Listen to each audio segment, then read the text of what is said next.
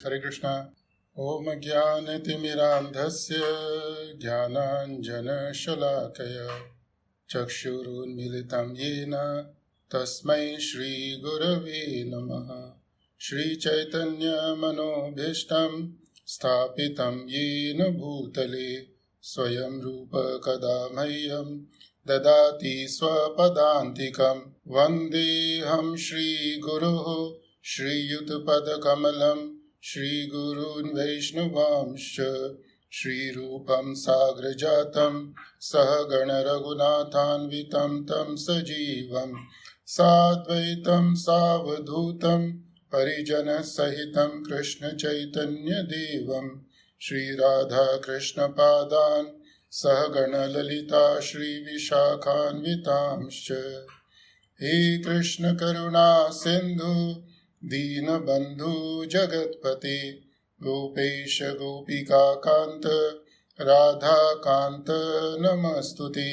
तप्त काञ्चन गौरांगी राधे वृन्दावनेश्वरी वृषभानुसुते देवी प्रणमामि हरिप्रिये। वाञ्छाकल्पतरुभ्यश्च कृपा सिन्धुभ्य एव च प्रतीतानां पावनेभ्यो वैष्णवेभ्यो नमो नमः। जय श्री कृष्ण चैतन्य प्रभु नित्यानंद श्री अद्वैत गदाधर शिवासादि गौर भक्त वृंद।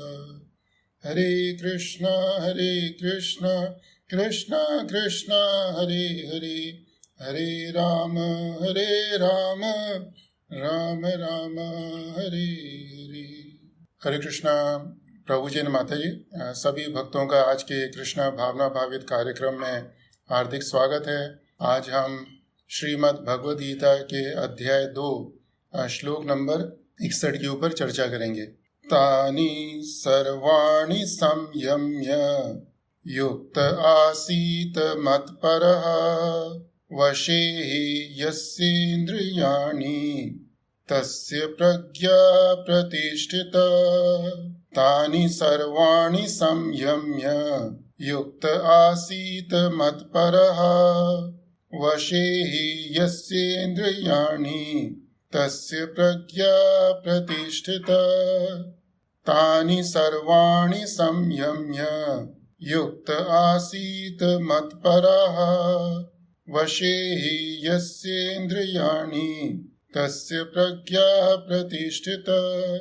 तानि दो senses, सर्वाणि all, संयम्य keeping under control, युक्त engaged, आसीत should be situated, मत्परः in relationship with me, वशे in full subjugation, he certainly, यस्य one whose, इंद्रियाणि senses, tasya his, pragya consciousness, pratisthita fixed. Translation: one who restrains his senses, keeping them under full control and fixes his consciousness upon me, is known as a man of steady intelligence.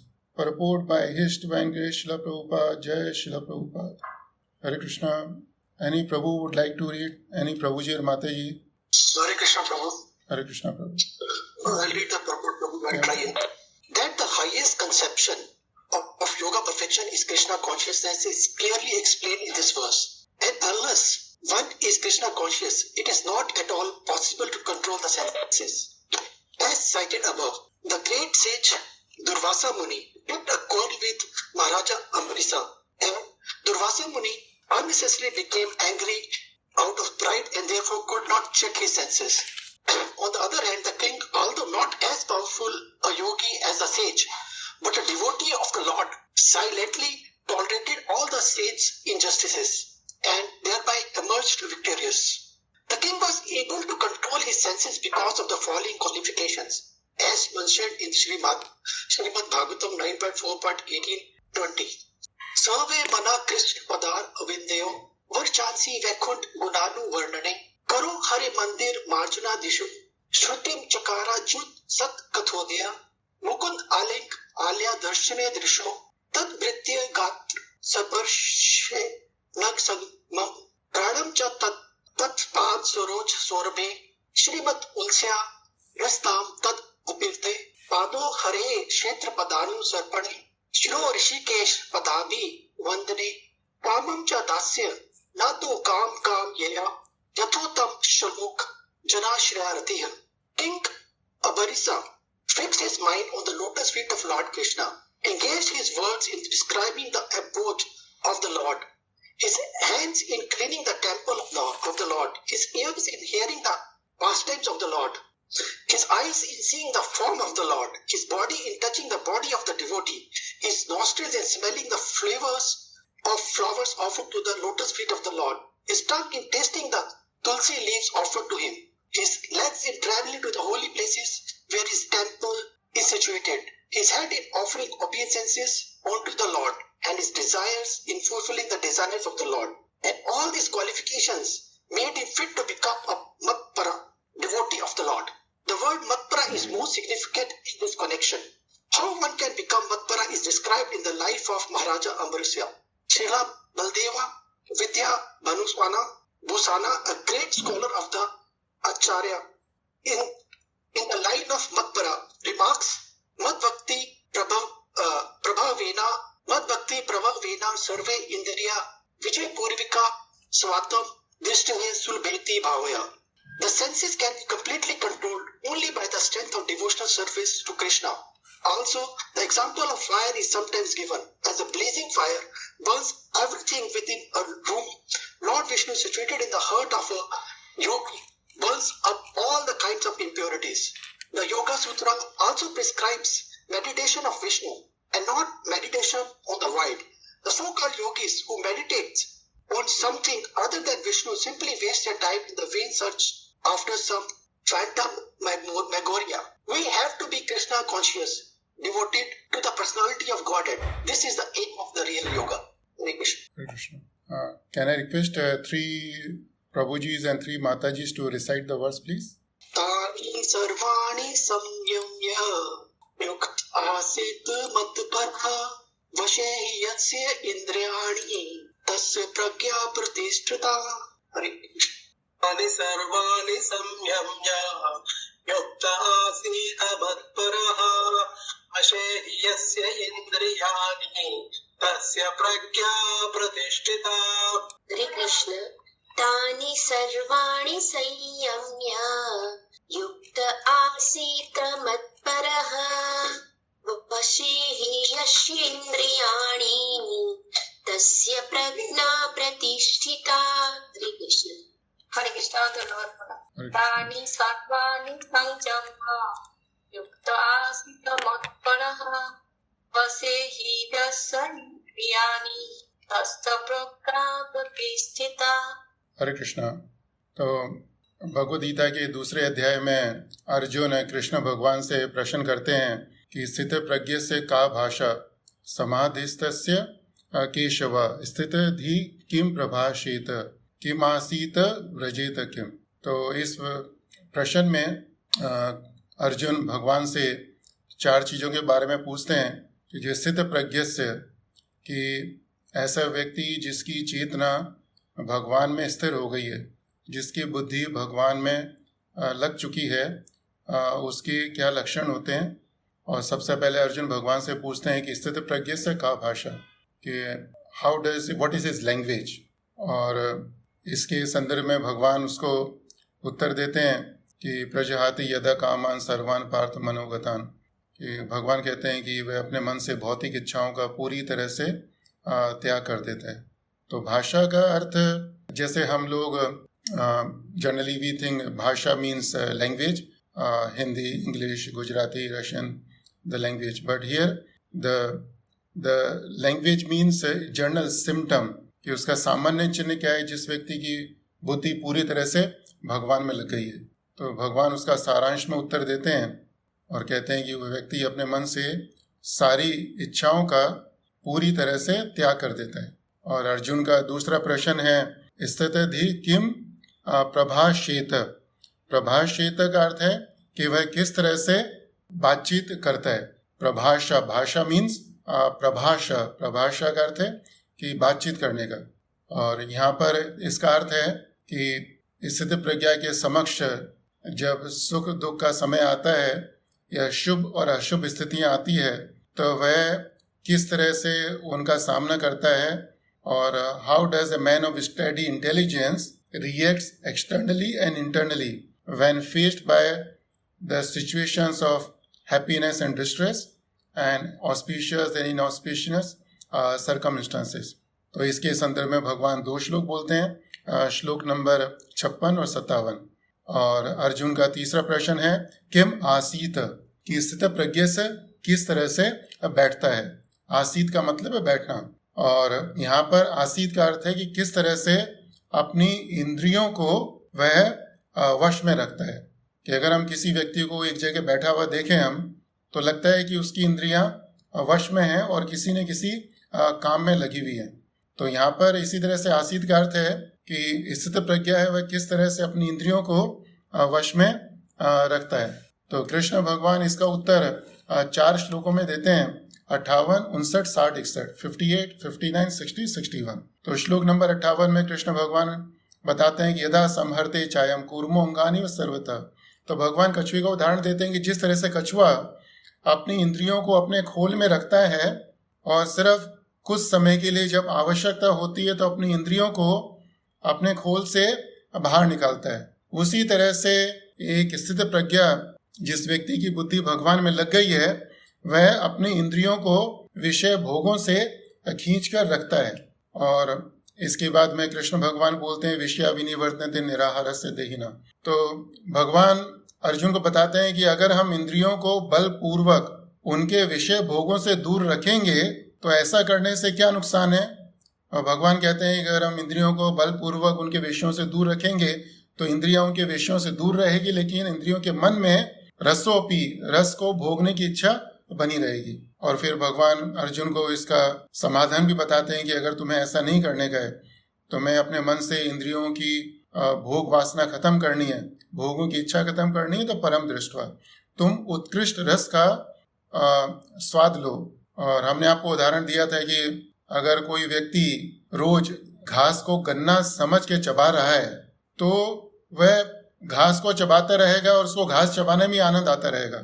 और हम उसको दूर से देखें और हम कहें कि एक ऐसा मूर्ख व्यक्ति है, ये घास चबाने में इसको क्या रस आ रहा है, इसको घास नहीं चबानी चाहिए।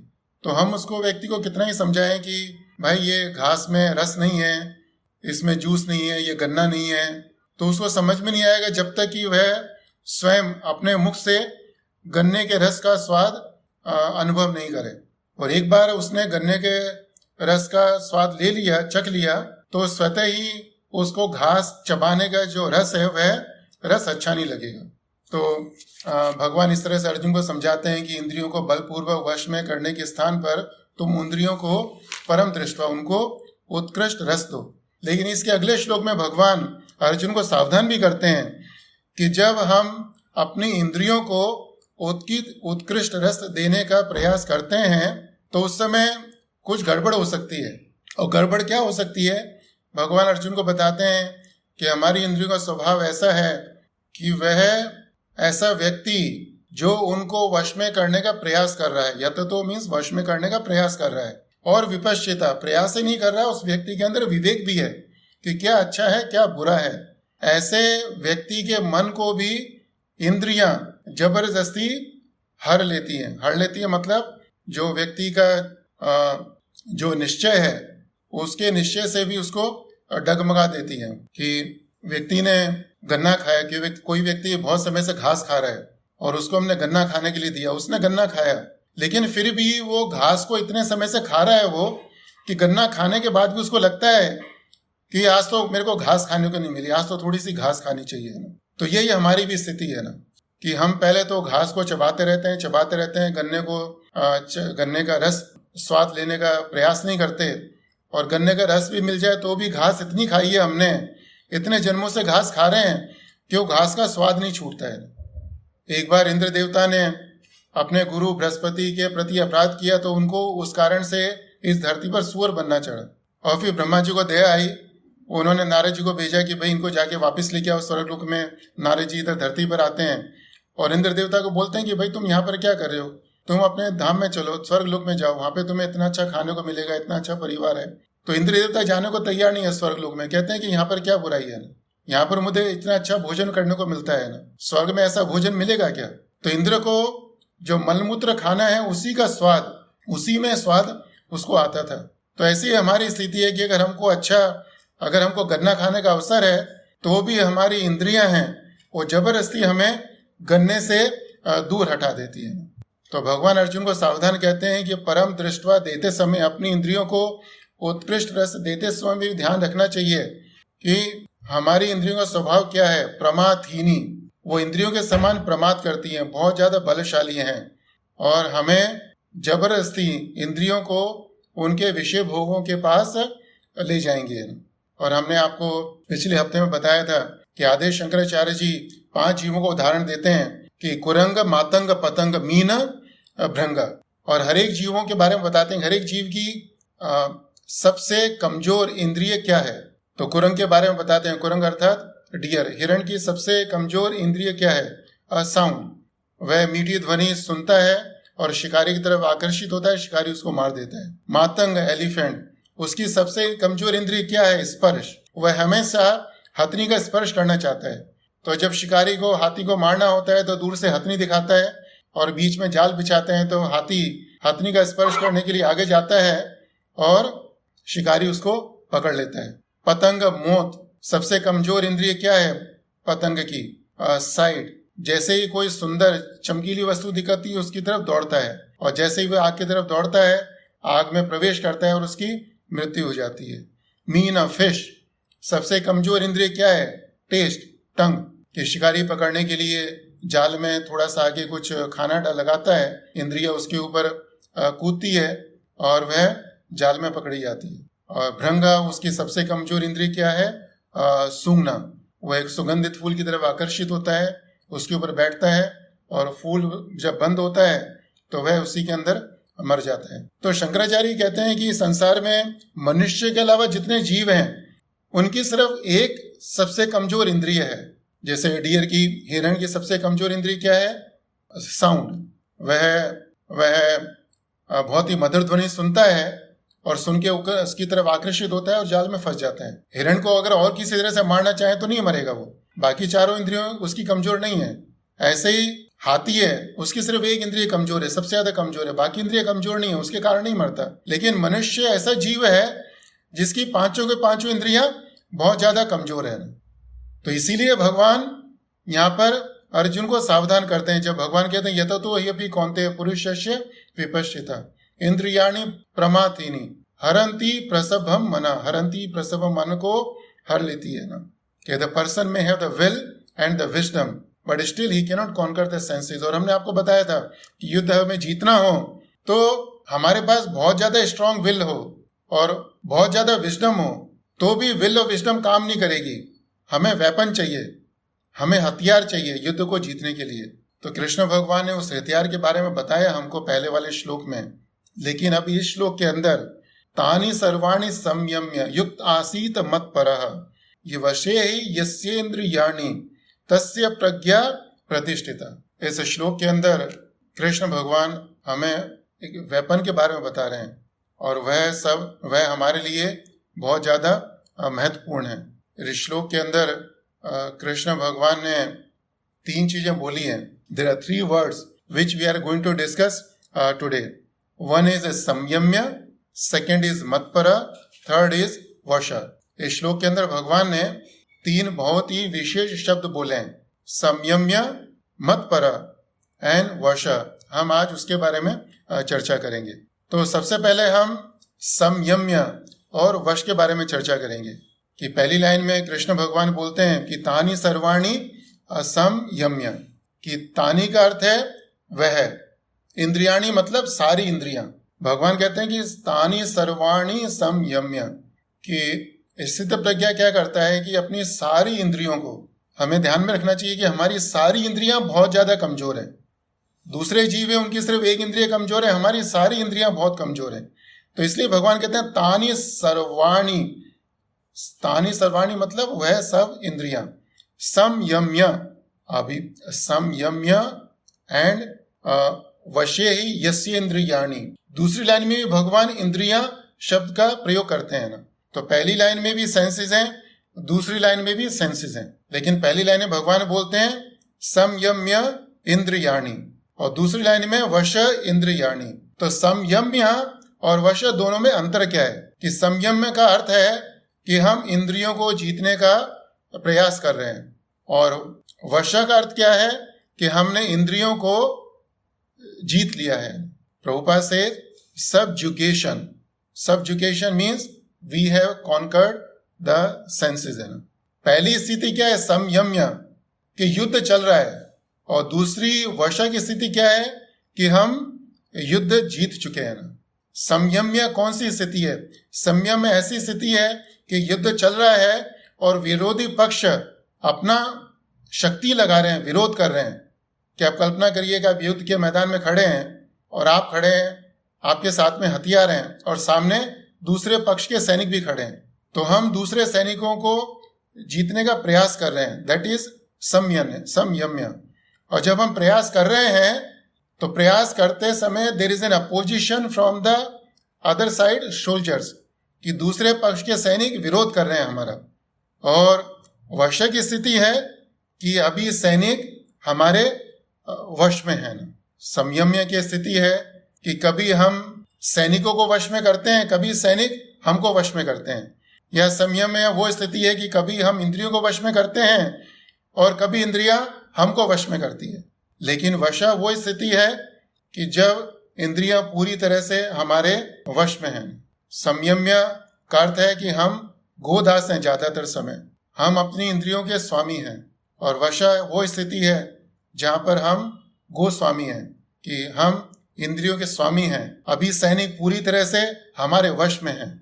जब एक चोर पुलिस के वश में होता है तो पुलिस जो कहेगी चोर वही करेगा, वो उसकी कुछ भी स्वतंत्रता नहीं है। इसी तरह से जब इंद्रियां पूरी तरह से हमारी वश में होती हैं तो उस समय इंद्रियां जो हम बोलेंगे वही करेगी वो। सो दैट इज वश स्थिति है।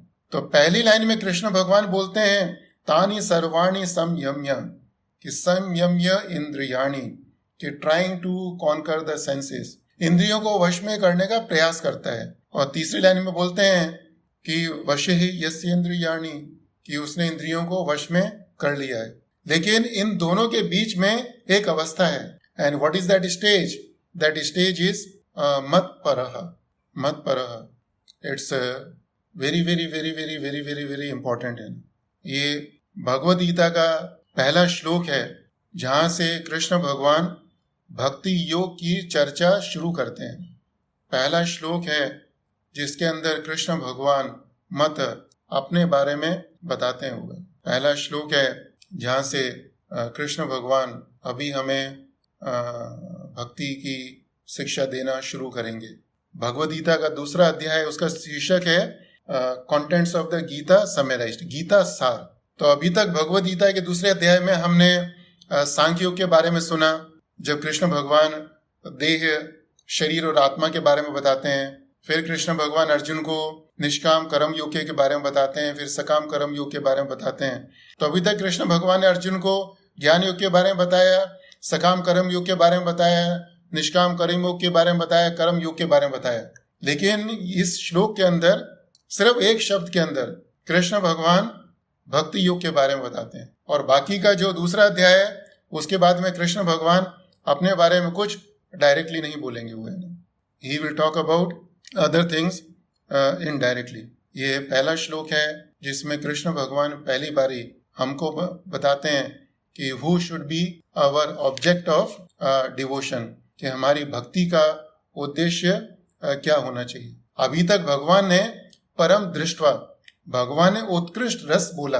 भगवान ने बोला कि विषया विनिवर्तन्ते निराहारस्य देहिना रसवर्जम रसोपेस परम दृष्टवा, कि परम दृष्ट उत्कृष्ट रस के स्वाद का अनुभव करता है। लेकिन उत्कृष्ट रस क्या है, नहीं, वो कृष्ण भगवान इस श्लोक के अंदर एक शब्द के अंदर हमें बताते हैं।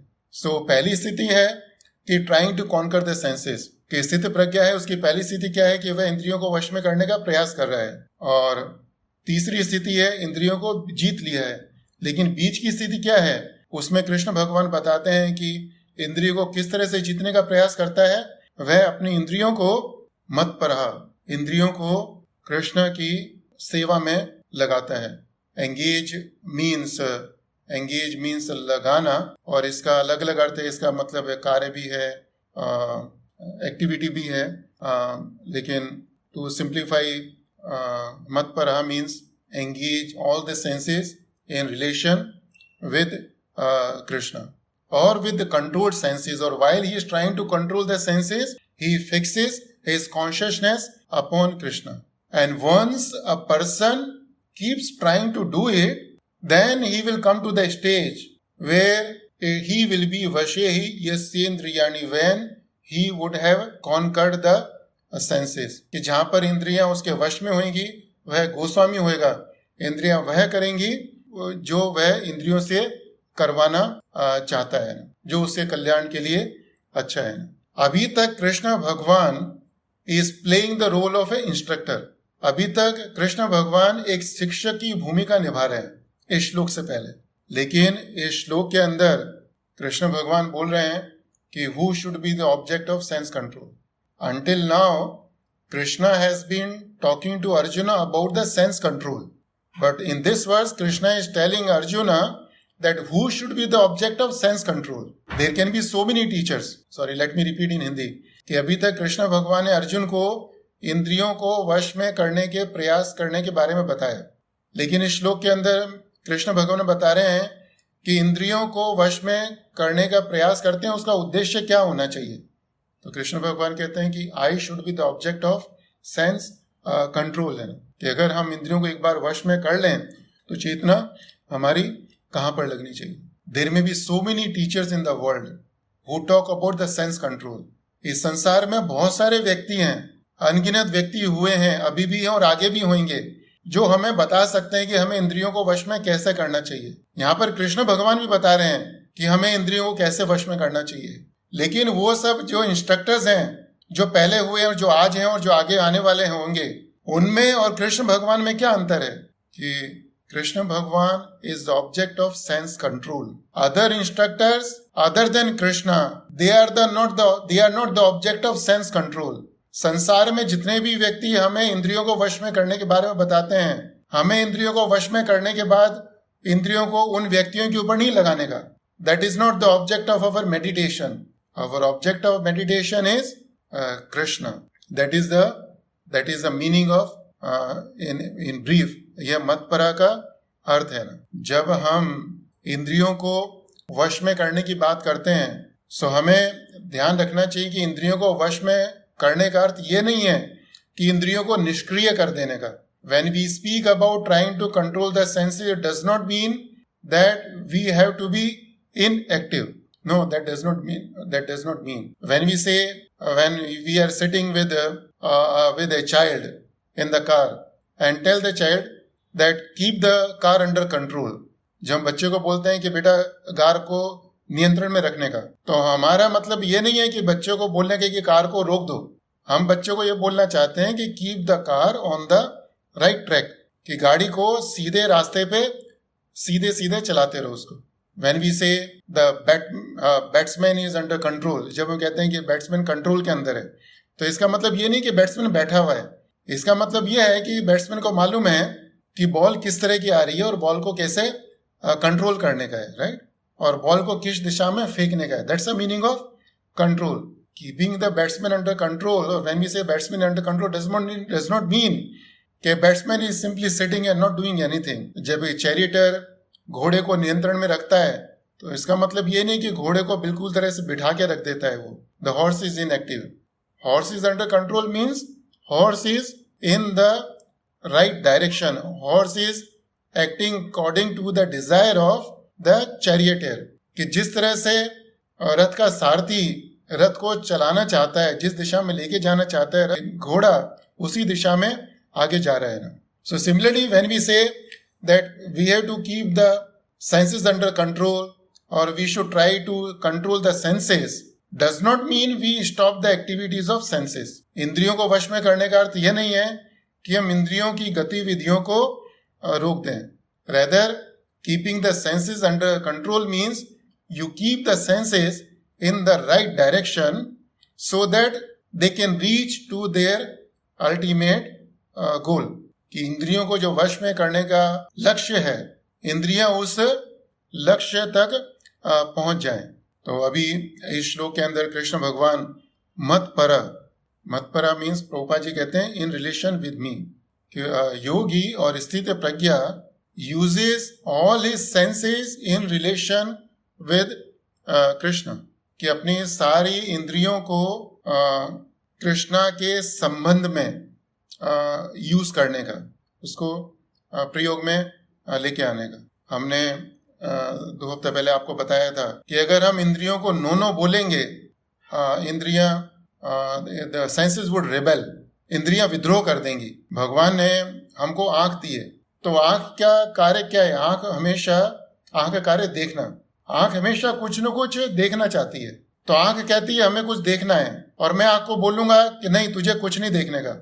You don't have to see anything. You don't have to see anything.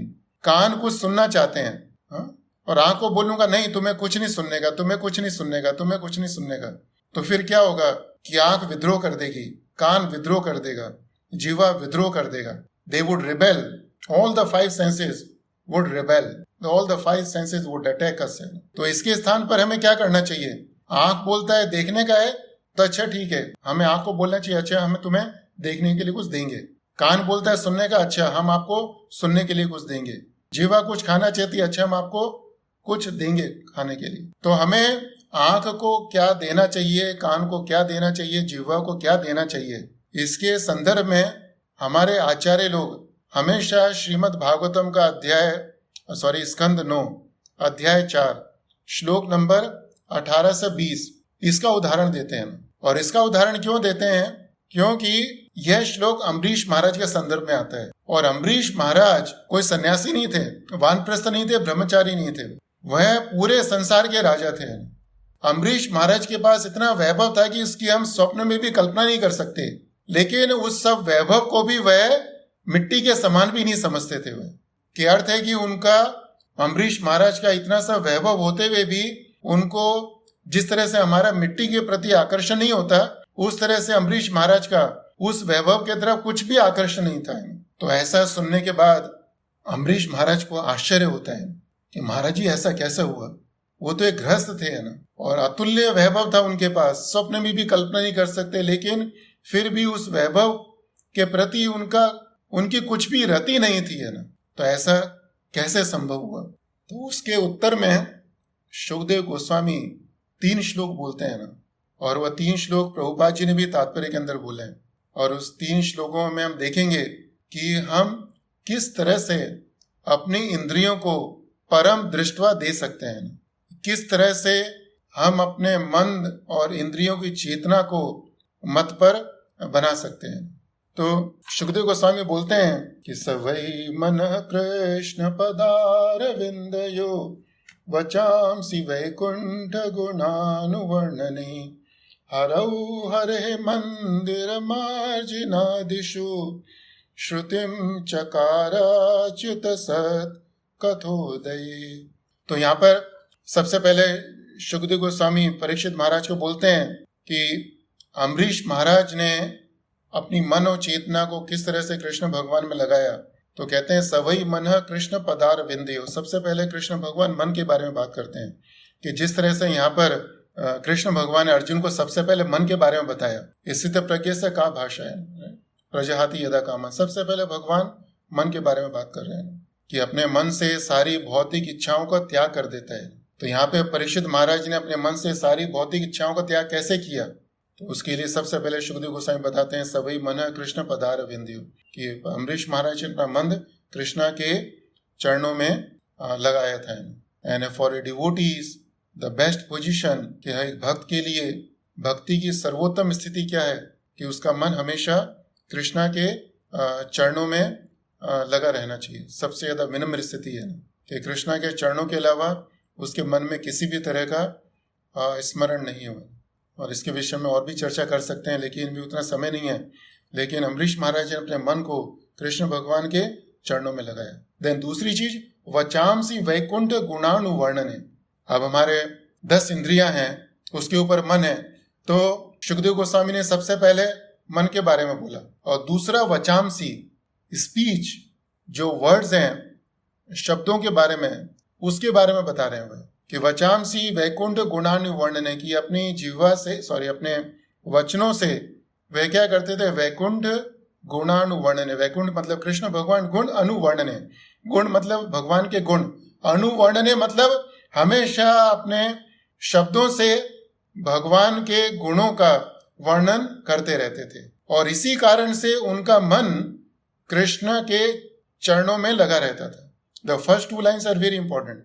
हमने कुछ समय पहले आपको बताया था कि एतद आतुर चित्तानाम मात्रा स्पर्शेश इच्छया मुहु, कि एतद आतुर चित्तानाम, हमारा चित्त हमेशा आतुर रहता है। Our mind is always anxious for what, to get senses in contact with the sense objects. हमारा मन हमेशा आतुर रहता है कि किसी तरह से इंद्रियों को उसके भौतिक विषय का सुख मिल जाए। लेकिन नारद मुनि बताते हैं कि अगर हमें ऐसा नहीं करने का, अगर हमें अपने मन को शांत करना है तो क्या करना पड़ेगा, हरिचर्यानुवर्णनम, कि हमें हमेशा भगवान की जो दैनिक चर्या है, भगवान की लीला है, उसका अनुवर्णनम, उसका वर्णन करते रहना चाहिए।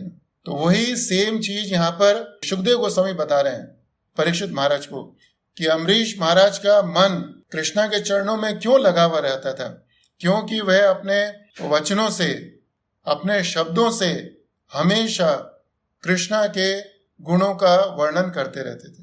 और अगर हम श्रीमद् भागवतम में भगवान के और भक्तों का उदाहरण देखें तो हमें मालूम पड़ेगा कि जैसे गोपियां भगवान की सबसे बड़ी भक्त थी, उनका भी स्वभाव क्या था कि वह जितने भी कार्यकलाप करती थी, सारे कार्यकलाप करते हुए वह भगवान की लीलाओं का वर्णन करती रहती थी। तो इस श्लोक के अंदर 12 लाइनें हैं, कहने को 6 लाइनें हैं लेकिन 12 भागों में विभाग किया गया है उसका। तो पहली जो 2 लाइनें हैं, सवई मन कृष्ण पदार विंदयो वचांसी वैकुंठ गुणानुवर्णने। अगर हम 2 चीजें कर लें तो बाकी की सब चीजें स्वतः धीरे धीरे अपने आप होती रहेंगे। तीसरी लाइन में सो करौ हरेर मंजिर मार्जिनादिशु, और अपने हाथों से अम्बरीश महाराज क्या करते थे, भगवान के मंदिर का मार्जन करते थे, भगवान के मंदिर की सफाई करते थे। और श्रीला प्रभुपाद जी बताते हैं कि मंदिर साफ करने का अर्थ है कि हमें अपने हृदय को साफ करने का। चैतन्य महाप्रभु को जब अवसर मिला रथ यात्रा से पहले गुंडीचा मंदिर साफ करने का, गुंडीचा मंदिर को साफ करने का, तो उन्होंने अपने वस्त्र को उतार कर, अपना जो उत्तरी था, जो ऊपर का वस्त्र उसको उतार कर, जो मंदिर पहले से पूरा साफ हो चुका था, फिर भी दोबारा उसको साफ किया। क्यों? क्योंकि चैतन्य महाप्रभु नहीं चाहते थे कि उनके हृदय में थोड़ा सा भी धूल का कण रह गया हो, वह कण रह जाए ना। तो जब हमारे घर में मंदिर है, चाहे छोटा सा मंदिर हो, अगर हम उसके सामने उसको साफ करते हैं, मंदिर को साफ करते हैं, मंदिर के सामने जो धरती है चाहे छोटी सी भी हो तो भी उसको साफ करते हैं, तो उसका अर्थ है कि हम अपने हृदय को साफ कर रहे हैं। और श्रुतिम चकाराच्युत सत कथोदये, और श्रुतिम अपने कानों से वह क्या सुनते थे, सत कथोदये, कि जो भक्त लोग सत कथा करते हैं, कि भगवान की कथा है, उस कथा को सुनते रहते थे। एंड मुकुंद लिंगालय दर्शने दृशौ, और अपनी आंखों से अम्बरीश महाराज क्या करते थे कि जब भी अवसर होता था भगवान की विग्रह का दर्शन करते थे। और अपनी जो टच, जो स्पर्श है, हमारी त्वचा हमेशा स्पर्श करना चाहती है, जैसे हाथी के मन में उत्तेजना होती है हथनी का स्पर्श करने की। तो अम्बरीश महाराज तद भृत्य गात्र स्पर्शे अंग संगमम, तद भृत्य का अर्थ है कि जो भगवान के भक्त हैं, भगवान के सेवक हैं। गात्र मतलब शरीर, स्पर्श मतलब छूने का, और अंग संगमम, कि जो भगवान के भक्त हैं उनके शरीर का आलिंगन, उनको अच्छी तरह से स्पर्श करते थे उनको। एंड स्मेल, अपनी जो सेंस ऑफ स्मेल है उसको किस तरह से भगवान की सेवा में लगाते थे कि घ्राणम च तद पाद सरोज सौरभे, कि जो भगवान के चरणों में फूल अर्पण किए हुए हैं उन फूलों को बार बार सूंघते थे। तो इस तरह से उनकी जो नासिका है वह भगवान की सेवा में लगी रहती थी। और श्रीमद तुलस्या रसनाम तद अर्पिते, रसनाम का अर्थ है कि the sense of the taste, कि जिह्वा हमेशा कुछ न कुछ स्वाद का अनुभव करना चाहती है। तो परीक्षित महाराज अपनी जिह्वा को क्या देते थे? श्रीमद तुलस्य रसनाम तद अर्पिते, कि भगवान के चरणों में चढ़ी हुई तुलसी है, वह अपनी जिह्वा को बार बार खाने के लिए देते थे। कभी कभी हम लोग बोलते हैं कि जिह्वा को अर्थ में, जिह्वा को वश में करने का अर्थ है प्रसाद खाने का है, लेकिन यहाँ पर हम अम्बरीश महाराज के उदाहरण से समझते हैं कि प्रसाद खाने का अर्थ है कि प्रसाद के साथ साथ तुलसी लेने का, यह प्रसाद खाने का अर्थ है कि हमको कम से कम प्रसाद ग्रहण करने का। भगवान को जब भी भोग लगाते हैं तो भोग के अंदर पूड़ी, सब्जी, रसगुल्ला, हलवा, पापड़, चटनी, बहुत सारी चीजें होती है, लेकिन उसके साथ साथ तुलसी भी होती है। लेकिन हम लोग जब भी प्रसाद ग्रहण करने का समय आता है तो हम लोग कभी भी तुलसी के बारे में नहीं सोचते, और कम से कम मैं नहीं सोचता तुलसी के बारे में कि ये प्रसाद के अंदर तुलसी है कि नहीं। लेकिन अम्बरीश महाराज को जो भगवान का प्रसाद था, उस प्रसाद के अंदर सबसे ज्यादा रति, सबसे ज्यादा रुचि किस चीज में थी? उनकी रुचि पूड़ी, सब्जी, संदेश, रसगुल्ला, गुलाब जामुन इसके अंदर नहीं थी, उनकी रुचि तुलसी के अंदर थी। और तुलसी कौन सी? जो कृष्ण भगवान के चरणों में अर्पण करी गई है। जब भी हम कृष्ण भगवान के मंदिर में जाते हैं, भगवान के चरणों का दर्शन करते हैं, प्रसाद की इच्छा होती है, तो सबसे ज्यादा महत्वपूर्ण प्रसाद क्या है? कि भगवान के चरणों में चढ़ी हुई तुलसी है। हमें उसकी अभिलाषा करनी चाहिए, और हमको वो तुलसी ग्रहण अगर अवसर मिले हमें, तो उसको प्रसाद समझकर नहीं, प्रसाद भगवान का प्रसाद मानकर उसको मुख में बड़ी आदर और श्रद्धा के साथ ग्रहण करना चाहिए। वाचो वेगम, मनस क्रोध वेगम, जिह्वा वेगम, उदरपस्थ वेगम, कि जब हमारी जिह्वा वश में होगी तो हमारी जो बाकी की दो इंद्रियां हैं, उदरपस्थ, which are very difficult to control, genitals, they will be automatically under control. तो यहाँ पर अम्बरीश महाराज के जीवन से, उनकी दिनचर्या से हम समझ सकते हैं कि वह कितना भोजन ग्रहण करते थे। और खैर कुछ भी ग्रहण करते हो, लेकिन उनकी रति कहाँ पर थी? उनकी रति कृष्णा के चरणों में अर्पित की गई तुलसी के अंदर थी। और पादव हरे क्षेत्र पदानुसर्पणे, कि कुछ खाने के बाद हमारा मन करता है कि थोड़ा घूमने का, फिरने का, रिक्रिएशन का। तो अम्बरीश महाराज को जब भी अवसर होता था तो वो क्या करते थे? क्षेत्र पदानुसर्पणे, कि वह भगवान के क्षेत्र, भगवान के धाम की तरफ जाते थे, भगवान की धाम यात्रा करते थे। और अपने शिर, अपने मस्तक को किस तरह से भगवान की सेवा में लेके आते थे? कि शिरो ऋषिकेश पदाभिवंदने, कि अपने मस्तक से जब भी अवसर मिलता था वह ज्यादा से ज्यादा भगवान को दंडवत प्रणाम करते थे। और फिर दोबारा सुखदेव गोस्वामी सवई मनः कृष्ण पदार विंदयो, कि उनका मन से हमेशा, अपने मन से कृष्ण भगवान की चरणों की स्तुति करते रहते थे। तो महाराज पूछते हैं कि भाई उनके मन में जो भौतिक इच्छाएं थी उनका क्या हुआ? तो सुखदेव गोस्वामी कहते हैं कि अम्बरीश महाराज के मन में कुछ भौतिक इच्छा थे ही नहीं। क्यों? क्योंकि कामम च दासे न तू काम यया, कि उनके मन में इंद्रिय तृप्ति की इच्छा थी नहीं। उनके मन में सिर्फ एक इच्छा थी कि किस तरह से मैं कृष्णा की सेवा करता रहूं मैं। और फिर अंत में सुखदेव गोस्वामी बोलते हैं यथोत्तम श्लोक जनाश्रया रति, कि हमको इस जैसे भक्त का, किस जैसे भक्त का? अम्बरीश महाराज जैसे भक्तों का आश्रय लेना चाहिए, उसमें रति होनी चाहिए। और अगर हम ऐसा करेंगे तो फिर हम मतपर बन सकते हैं, तो फिर हम परम दृष्टवा उत्कृष्ट रस के स्वाद का अनुभव कर सकते हैं। और इसीलिए प्रभुपाद जी इस श्लोक के तात्पर्य में अंत में यही समझाते हैं हमको कि हमको एक प्रामाणिक गुरु है, भगवान का शुद्ध भक्त है, उसकी शरण लेनी चाहिए। शरण लेने में रति होनी चाहिए। रति का मतलब है कि strong attachment. When we have the strong attachment to the association of the devotees, कि भक्तों का संग करने में जब हमारी बहुत तीव्र रति होगी, तो फिर क्या होगा? Then we come to the second stage है। भगवान कहते हैं तानि सर्वाणि संयम्य युक्त आसीत मत परः। हमने आपको युक्त का अर्थ नहीं बताया अभी तक। युक्त मीन्स इक्विप्ड, कि एक सैनिक युद्ध के मैदान में युद्ध लड़ने के लिए जाता है तो उसको विल चाहिए, उसको अपना प्रयास करने का है ना, उसके अंदर इच्छा शक्ति चाहिए और उसके अंदर विजडम भी होनी चाहिए, उसके अंदर कुछ बुद्धि भी होनी चाहिए युद्ध को लड़ने की, लेकिन साथ साथ में उसको वेपन भी चाहिए ना, हथियार भी चाहिए। So a soldier should be equipped with a weapon. युक्त means equipped, and what is that weapon? The weapon is मत परः। वेपन इज मत परः। वो हथियार क्या है?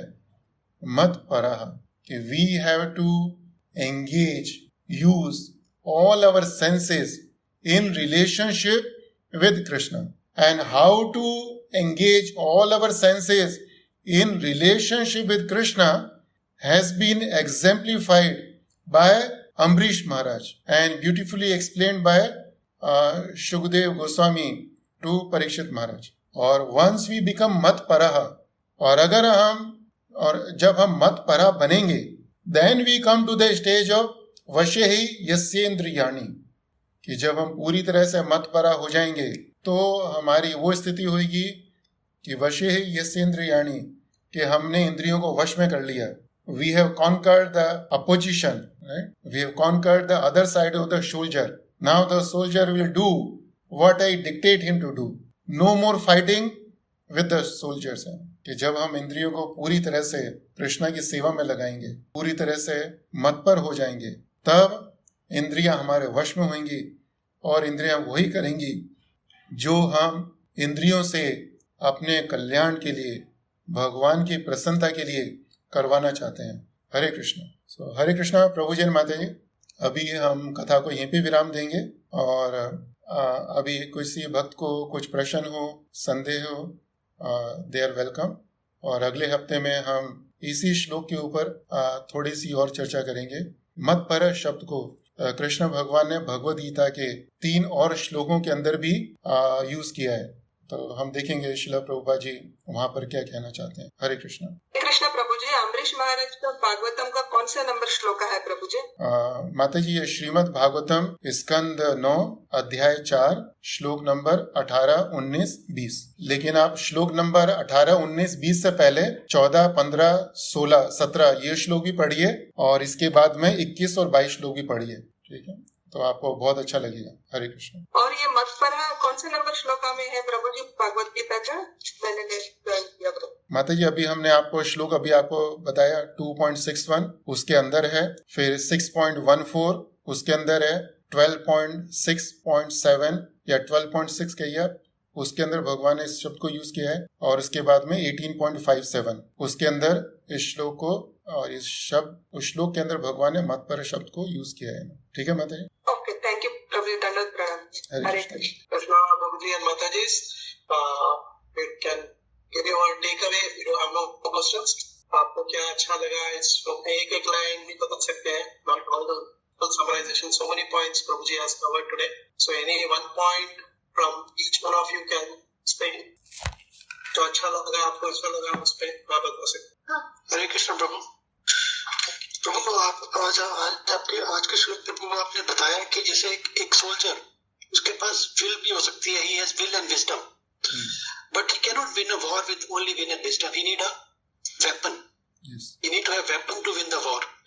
And वैसे श्लोक में कृष्ण भगवान उस वेपन के बारे में बता रहे हैं कि how we can win the war against for control our senses. कौन से श्लोक में प्रभु? 2.61।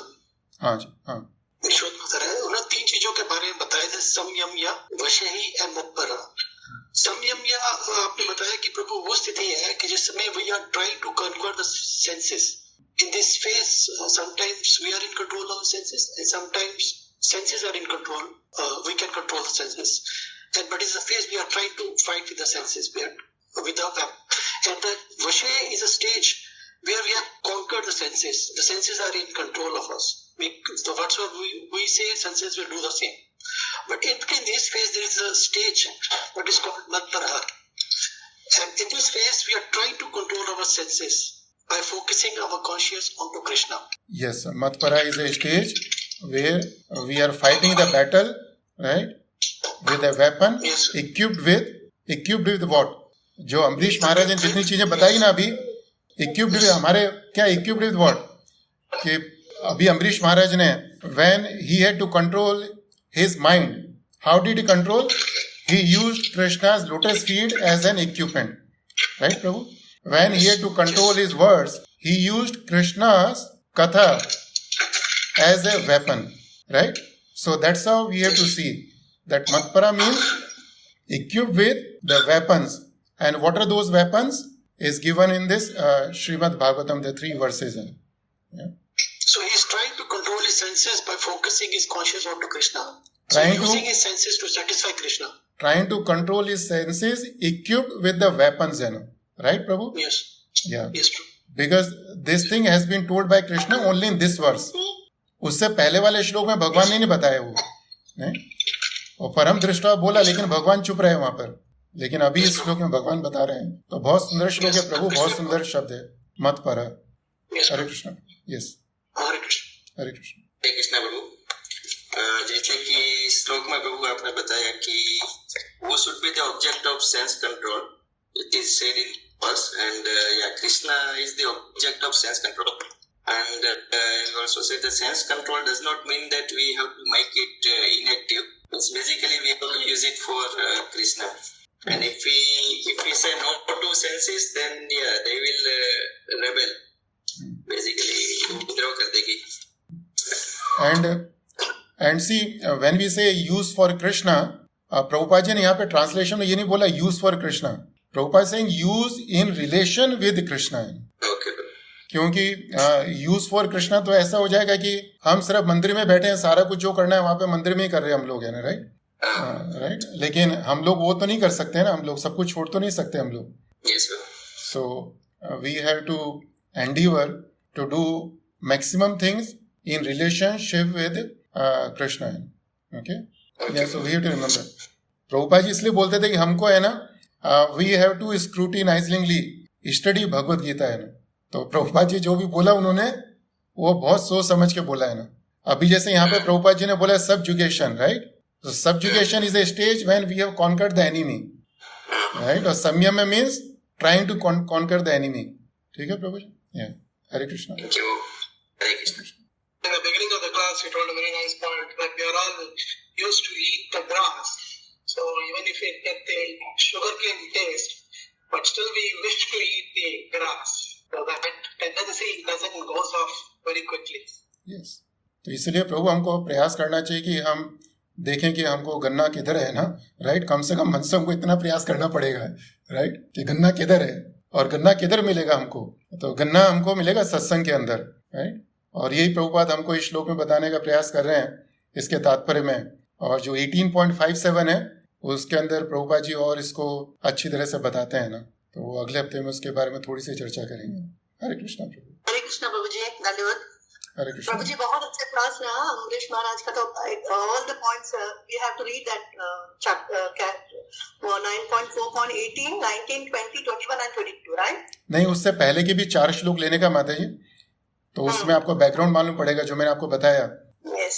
कि अम्बरीश महाराज के, परीक्षित महाराज के मन में जिज्ञासा होती है, उत्सुकता होती है ना, यस प्रभु जी. कि इतना सा वैभव होते हुए भी कैसे छोड़ दिया उन्होंने. तो उसका उत्तर दे रहे हैं ये. हाँ, और इसमें बहुत अच्छे से बोला कि Amrish Maharaj was interested on the tulsi leaves which was offered in the full mahabhoga which offered to Krishna. और हम तो वो तुलसी लीव्स को ध्यान भी नहीं देते और प्रसाद खा लेते. So that is very interesting प्रभु जी. Thank you so much. Hare Krishna. Hare Krishna प्रभु जी and माता जी. Can I request other devotees to quickly go through the points? Hare Krishna. Hare Krishna प्रभु जी, धन्यवाद. Very nice class. प्रभु जी जैसे हमेशा बताता है कि परम निवर्त तो जैसे केवलधारी प्रभु पे कर रस. तो इस प्रकार हम सत्संग में आके भगवान का सुनता है और अपना भक्ति का प्रयास करने के लिए प्रयास करता है. लेकिन फिर भी जैसा मतलब फिर भी मन जो है ना, मतलब इतना भक्ति में इतना रस नहीं कर पाता, मतलब इतना रस नहीं ऐसा लगता है जिस मतलब इस टाइप का मतलब परम जिसका निवर्तन ऐसा रियलाइजेशन आता नहीं है. तो वो ऐसा हमारा अपराध के कारण और कैसे। तो प्रभु अभी आपने मन के बारे में बात करी, तो महाराज जी हमेशा बोलते थे कि हमको कृष्णा, महाराज जी कहते थे कि कृष्ण हमको अपने मन को कृष्णा और हमारे बीच में नहीं लेके आना चाहिए ना। We should not bring the mind between us and Krishna, कि मन के बारे में सोचने का ही नहीं हमको है ना। हमको क्या सोचने का है कि हम मत परा ज्यादा से ज्यादा कैसे बने, और हम जितना ज्यादा सोचेंगे कि हम ज्यादा से ज्यादा मत परा कैसे बने, वह मन स्वाभाविक रूप से वश में होएगा। और भगवद गीता के 3 अध्याय के अंदर कृष्ण भगवान अर्जुन को बताते हैं कि हमारी इंद्रियां हैं, इंद्रियों से ऊपर मन है, राइट। तो अगर मन को कॉन्कर करना है, मन को वश में करना है, तो मन कैसे वश में होएगा? पहले हम इंद्रियों को वश में करें। और इंद्रियों को वश में करने का अर्थ है कि जैसे परीक्षित महाराज ने किया कि उनको मत परा बनाने का है, राइट, कि उनको मत परा बनाने का प्रयास करने का है, कि try to keep them on the right track, right. So don't think too much about mind, Prabhu, right? The more we think about the mind, the more we waste our time, right? ठीक है प्रभु? Just we should think how to be mat para like Ambrish Maharaj. Okay, Prabhu?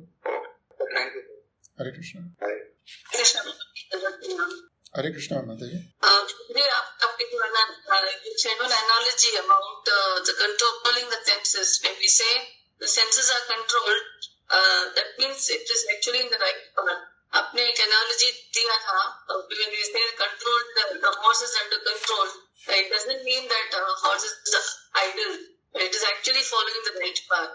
Yes. So it is a nice statement to understand between the lines. When we say the senses are under control, means that it is following the right path, not sitting idle without doing anything. Yes.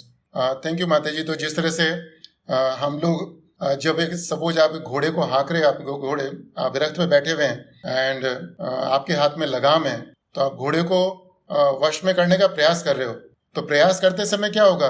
घोड़ा थोड़ा इधर उधर जाएगा, वो है ना, right. तो लेकिन घोड़े को मैं बार बार सही रास्ते पे लेके आने का, जैसे हम कार ड्राइव करते समय करते हैं, तो ऐसे ही भगवान की भक्ति करते समय भी हमारी इंद्रियां हमेशा सीधा सीधा नहीं चलेंगी, वो कभी इधर जाएगी कभी उधर जाएगी। लेकिन हमको क्या करना चाहिए? बार बार प्रयास करना चाहिए, जो इधर जाती है उसको भी बीच में लेके आए, इधर जाती है उसको भी बीच में लेके आए, राइट। और ये कब होएगा? जब हम निरंतर सत्संग करते रहेंगे, नित्यम भागवत सेव्य, right. That's what I wanted to add in the class, है ना। But thank you for reminding me, mata ji. Hare Krishna. Thank you Krishna प्रभु जी। मैं कुछ शेयर करना चाहती हूँ प्रभु जी। आपने लास्ट क्लास जो लिया था ना, तो सेम क्लास मैंने नोट्स बना के मंडे क्लास, हमारा जो लेडीज क्लास रहता है, तेलुगु में बताया प्रभु जी, और आपका नाम बता के संतोष प्रभु जी ने ये क्लास लिया है। एंड सेम क्लास मैंने दिया था, श्रीदेव माता जी ने मुझे बोला कि आप क्लास लो, तो फर्स्ट क्लास था मेरा, और बहुत अच्छा फीडबैक मिला प्रभु जी। और सबके पॉइंट्स जो है ना, मन के बारे में आपने इतना अच्छा बता रहे ना, तो उसी के नोट्स बना के मैंने पूरा बताया था प्रभु जी। तो थैंक यू प्रभु जी। आज का क्लास भी मैं नेक्स्ट मंडे क्लास को सेम बताऊंगी प्रभु। थैंक यू माता जी। But along with it you should read the Srila Prabhupada books, right, कि जो शिला प्रभुपाद जी ने बोला उसको जरूर पढ़िए। प्रभु जी ने मुझे सारी बुक्स दी है प्रभु जी, तो मैं इतना मतलब डिटेल में नहीं, लेकिन मैक्सिमम सबको टच में रखने के लिए ऐसा कर रहे हैं प्रभु जी हम लोग। बहुत अच्छा, ताकि सब लोग, फिर हमारा जो ग्रुप है ना, फिर सब लोग भूल जाएंगे ना। यस, राइट, गुड माता। Okay, thank you, Mati. Thank you so much. Girvardhari Prabhu, you want to take the lead? So we'll start somewhere alphabetical because nobody is responding. So I think we'll have to start like that only. Yes, प्रभु सबको एक एक line बोलने का है, unless they have the questions, right? That's a meditation. कि हमने हाँ, तो एंड हमने श्रवण किया, श्रवण के बाद उसका स्मरण होना चाहिए ना। तो स्मरण कैसे कर सकते हैं? कि उसी चीज को हम दोबारा पुनरावृत्ति करके, और हमने कई बार ही किया हुआ है अबू धाबी के अंदर, और अबू धाबी से बाहर जाते हैं वहाँ पर भी विशेष रूप से जब भी कोई बड़ी प्रोग्राम होते हैं वहाँ पर ये सभी भक्त लोग सिर्फ एक सेंटेंस बोलते हैं। तो हमारा अनुभव है कि एक सेंटेंस बोलने में 5 सेकंड से ज़्यादा नहीं लगते, तो 1 मिनट के अंदर 12 भक्त कवर हो सकते हैं, और 5 मिनट के अंदर 60 भक्त कवर हो सकते हैं। और अगर हम बोलने का प्रयास करेंगे तो इसका अर्थ है कि हम लोग उसको लिखने का भी प्रयास करेंगे ना। और अगर हमारे अंदर बोलने की इच्छा नहीं होगी, बोलने में संकोच करेंगे, तो हमारा मन बोलेगा कि इसको लिखने की क्या जरूरत है ना इसको, right. So it is very important for us. Hare Krishna. Yes, Girdhari Prabhu. Just a few more devotees and then we give the Viram Prabhu. Yeah. Hare Krishna. Yes, Archana Mataji would like to share something? Yes, Hare Krishna Prabhuji, Dandavat Pranam. Just one line quickly. Mataji. Yes, Hare Krishna Prabhuji, Dandavat Pranam. It was a very wonderful class. Many of the points already covered by Prabhuji's, like गन्ने का स्वाद और grass खाते रहते हैं हम लोग इतने टाइम से, and the another point sense control, but the examples how Amrish Maharaj controlled all, not controlled but used all his senses for the service of Krishna, that was very encouraging and very much devotional, Prabhuji. That's a very good takeaway for today's class, Prabhuji. Very good. Thank you, Prabhu. Hare Krishna. Thank you. Krishna Prabhuji, I like the point of relishing tulsi leaves in the prasadam. No, we never actually give the importance to it. So that is very nice, Prabhuji. Hare Krishna. Hare Hare Krishna. Krishna Prabhuji, namaskar to you. Hare Krishna. Wonderful class, and also it's worth meditating on Srila Prabhupada's purport, which says Lord Vishnu situated at the heart of yogis, burns of all kinds of impurities. Before that it says it is controlled, senses are controlled by strength of devoted friends to Krishna. Vishnu situated in the heart of yogi, burns of all kinds of impurities. Thank you, Prabhu. तो प्रभु जब प्रभुपाद जी बोलते हैं ना योगी के विषय में, तो प्रभुपाद जी हमको बताना चाह रहे हैं कि योगी और भक्त में क्या अंतर होता है, कि योगी मतपरा नहीं होते और भक्त मतपरा होते हैं. तो इसलिए योगी अपने पथ से भटक जाते हैं ना, इंद्रियों को वश में करते हुए, और लेकिन भक्त लोग वो पथ में आगे बढ़ते रहते हैं धीरे धीरे ना. थोड़ा थोड़ा घोड़ा इधर उधर जाता है राइट. तो विश्वामित्र मुनि की तरह से नहीं होता वो, है ना, कि वो बिल्कुल ये घोड़ा इधर ही चला गया वो, है ना. Right. Hare Krishna. Hare Krishna. Hare Krishna. Thank you प्रभु. हरे कृष्णा प्रभु जी, दंडवत प्रणाम. हरे कृष्ण. इंद्रियों को वश में करने का मतलब ये नहीं है कि इंद्रियों को निष्क्रिय कर देना. हमें अमरीश महाराज जी से ये सीखने को मिला आज कि हमें इंद्रियों को कैसे भगवान की सेवा में लगाना चाहिए. That is very very wonderful point. Hare Krishna. Hare Krishna प्रभु. आपने बताया कि और योनियां जो होती है, जैसे कि आपने एग्जांपल दिया हाथी है तो उसकी टच सेंस ज्यादा स्ट्रॉन्ग होती है. वैसे मतलब और योनियों में तो कुछ एक ही सेंसेस होती है जो बहुत ज्यादा स्ट्रॉन्ग होती है, लेकिन हमारी मनुष्य योनि है उसमें तो सारी सेंसेस इतनी स्ट्रॉन्ग होती है कि वो हमें पतन की ओर लेके जा सकती है. तो इसलिए भगवान कहते हैं इस श्लोक में कि जब तक हम अपनी इंद्रियों को वश में नहीं कर लेते तब तक हमको उनके मत पर मतलब उनको ध्यान में रख के सारे कार्य करने चाहिए. In relation senses should act in relation to Krishna. और इसके लिए आपने अमरीश महाराज का बहुत अच्छा एग्जाम्पल दिया. और जब हमारी इंद्रियां सही तरह से मतलब निष्क्रिय ना होके भगवान की ओर मुड़ जाए, जैसे कि सही तरह से जब लग जाएगी, तभी हमारी हम जैसे चाहता है वैसे वह हमारे कल्याण के लिए कार्य करेगी. हरे कृष्ण. थैंक यू माता जी. यस. हरे कृष्ण. कुमार प्रभु, you'd like to say something? Kumar प्रभु. हरे कृष्ण प्रभु जी.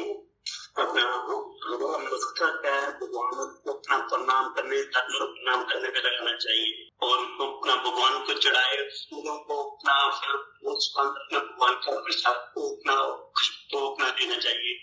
तुलसी जी प्रसाद में उसको अपना रस लेना चाहिए हमें अमृत का. तो ये सारे अपना भगवान की तरफ हम अपना मन हमारा लगता रहेगा, हमारा उधर से मन हटेगा इधर भगवान के. जब हम कोई चीज भगवान से रिलेटेड करेंगे तो ऑटोमेटिक भगवान की तरफ हमारा मन अपना खिंचाव करते जाएगा. Thank you. Thank you, Prabhu. So, Girdhari Prabhu, it's 11:45. I think we should give the Viram. Okay, Prabhu. Thank you very much. We don't have any birthday list, so let us chant for the people, all the people whose birthday has been missed out by us. Hare Krishna, Krishna Krishna, Hare Hare, Hare Ram, Ram Ram, Hare Hare. Thank you very much.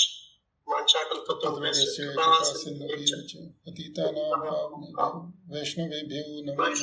Srila Prabhupada की जय. श्रील गुरुदेव की जय.